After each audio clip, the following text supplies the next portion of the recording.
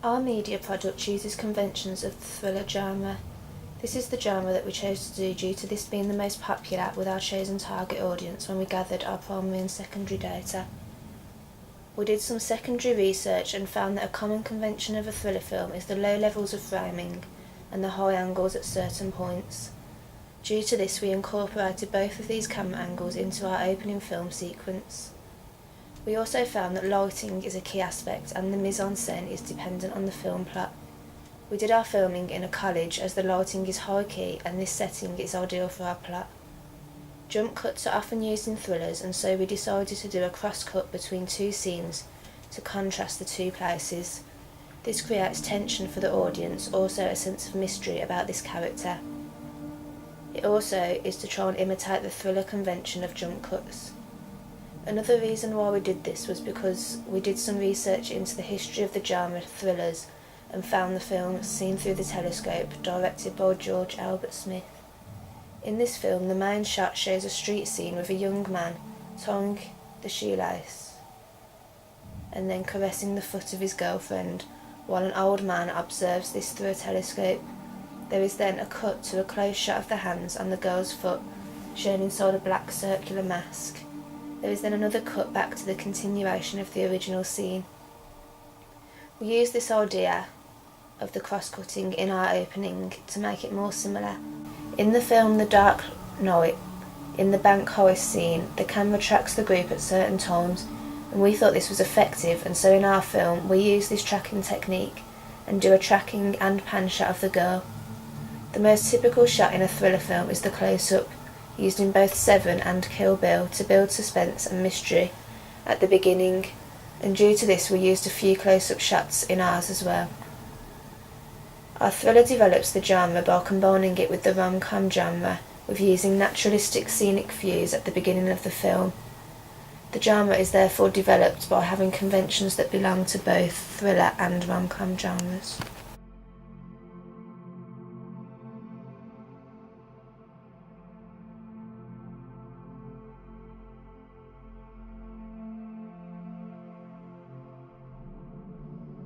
Our film opening represents certain social groups, such as the stereotype of girls being vulnerable and naive. The girl being stalked is shown as being overpowered through the way we use camera angles.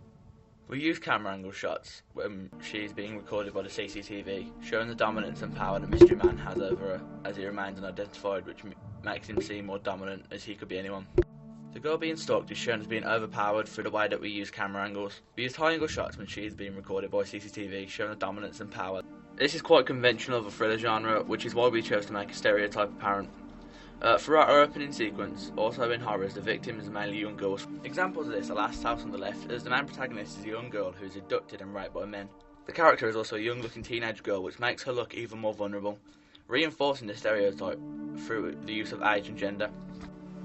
The man in the film is tall with dark hair, which portrays the mystery of the character which we wanted him to be. Only the back of his head and close-up shots on specific features like his hand shown in our film, which emphasises his suspiciousness, as we as an audience can't actually see him. This creates a block between him and the audience, as they cannot form a direct opinion of him.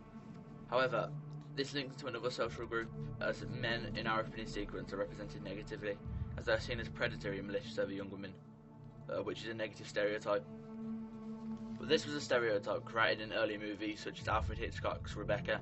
Also another one of Hitchcock's movies, one of the most notorious thrillers of its era, Psycho 1960, starring Anthony Perkins, Vera Miles, John Gavin and Janet Leigh.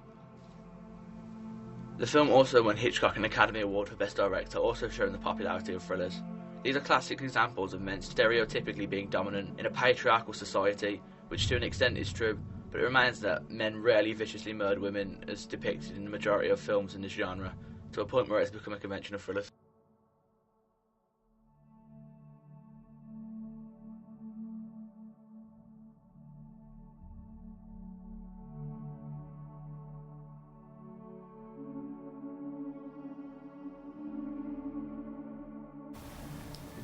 After looking through different film studios such as Paramount, Sony Picture and other big film companies, we found that the film company whose films were mostly horror and thrillers such as The Curse of Frankenstein 1957 and Dracula 1958 is Hammer Films, which is a film production company based in the United Kingdom. It was founded in 1934. The company is best known for a series of gothic Hammer horror films made from the mid-1950s until the 1970s. Hammer also produced science fiction, thrillers, film noir and comedies, and in later years television series. During its most successful years, Hammer dominated the thriller film market, enjoying worldwide distribution and considerable financial success. This success was due in part to distribution partnerships with major United States studios, such as Warner Bros. This film company is now shut down and no longer produces films.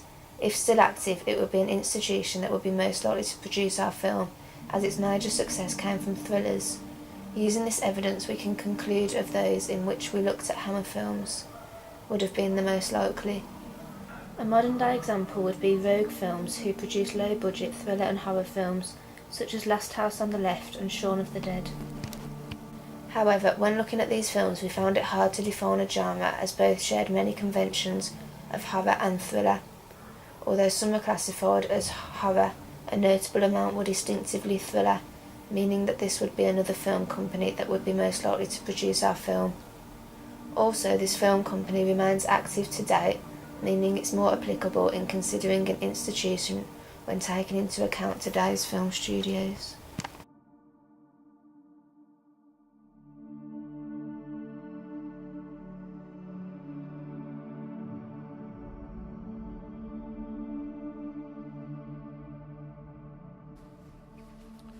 We took a lot of time in thinking about how we were going to make our film appeal to our target audience.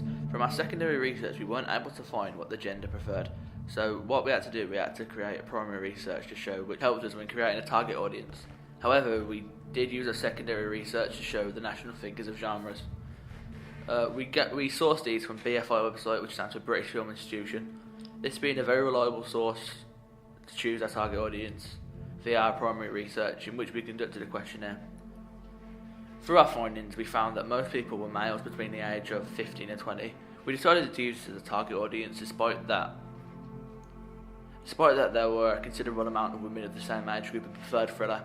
However, this wasn't many in comparison to the amount of men of that age. This wasn't many in comparison to the amount of men of that age category who preferred thrillers to the option we gave them. We found that most males preferred genre was thriller, which was the main reason we chose to produce a film of the thriller genre. And also the film plot would appeal to the age of the target audience. This is because we chose actors of similar ages to our target audience. Also, we used a reasonably good-looking girl to appeal to the young males watching our films. Out of the people we surveyed, it appeared that the majority of people were upper middle class or lower middle class. We also tried to make our film apply to these classes by making the girl live in suburbs, which is mainly where people of the middle class live.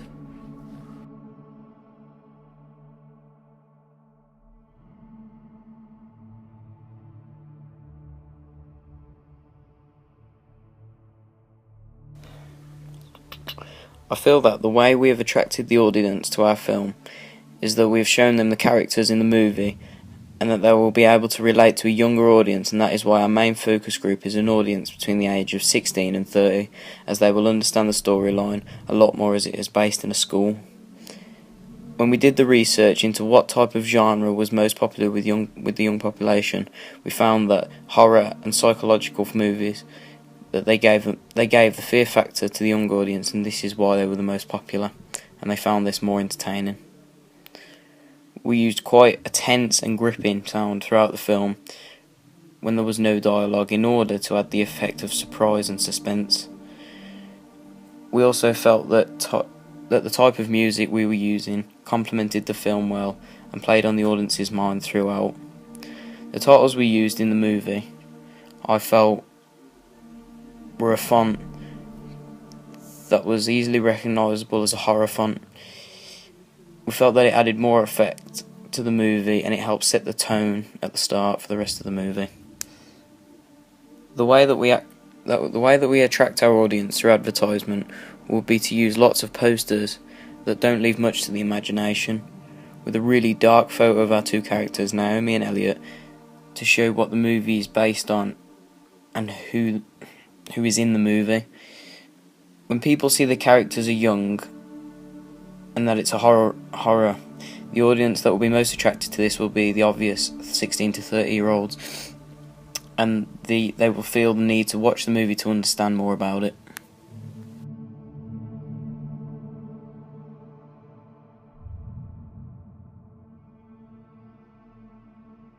Learn massive amounts when constructing our film. We learn how to use After Effects to create an animated title by using green screen effects and applying key lighting effects to remove the green screen, and having the lightning strike over the black background so it becomes an animated title. As the lightning still appears on our screen, we found royalty-free effects so that we would be able to use them in our film.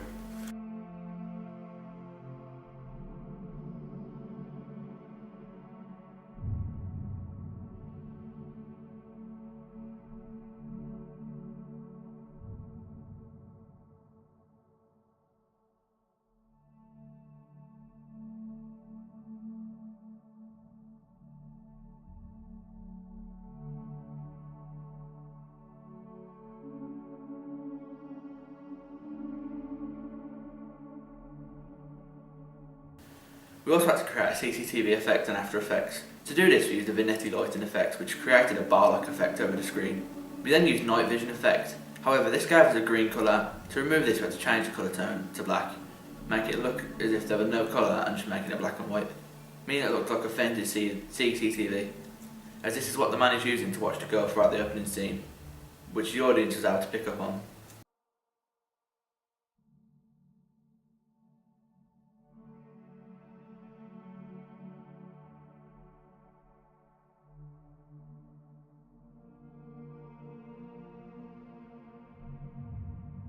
We also learned how to use a voice recorder and use it to record our voice in our film. We also added titles over our footage, such as the director, editor, star, and it gave a much better professional look. Although we did look at other ways to have our titles appear originally, we looked at the Dawn of the Dead opening sequence, where it cut from video to credits. However, we tried to do a similar type of opening credits, but we felt like it wasn't right for our film, as it didn't seem right with our voiceover. Also, we felt it made it look unprofessional, as we couldn't produce such a high quality and such a high quality as it was in a professional high budget film who had professional editors. Therefore, we weren't able to reenact or take influence from this way of credits. Unfortunately, we didn't, so we decided it would be much better to have credits over the establishing shots and extreme long shots of rural areas at our voiceovers, which proved better, as we would have to pause the mic over while these titles had appeared, meaning the title sequence would be very long, in which the audience could become bored, as this sequence would become very prolonged, possibly around 1 minute 30 seconds.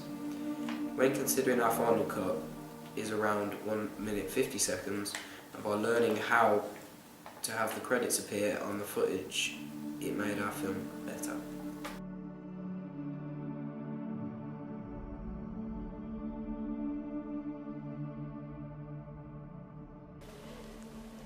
What I learnt from working in a group was that we were able to use our strengths and weaknesses to combine them to create a really good movie, as we were all good at something. For example, Jamie was good at editing, Naomi was good at the acting, and I was good at filming.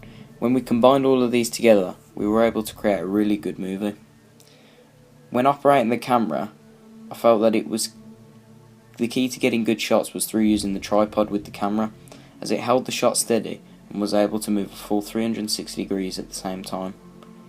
It was also good to use the camera through using the screen, as it was like a preview, and this would show what we would be able to see through a computer screen. Filming sequences with the 180 degree rule was good, as it meant we stuck to one side when filming a shot or a scene, and it meant that all shots were pieced together, made a lot more sense when viewing afterwards. The way that we applied the knowledge was that we had to plan the whole movie beforehand, down to the very finest details, and that we had to rehearse and practice all the scenes and shots with the shots, such as the 180 degree rule. to make sure that we had all our theory correct. We also had to practice using the camera beforehand in order to understand all the layout and buttons.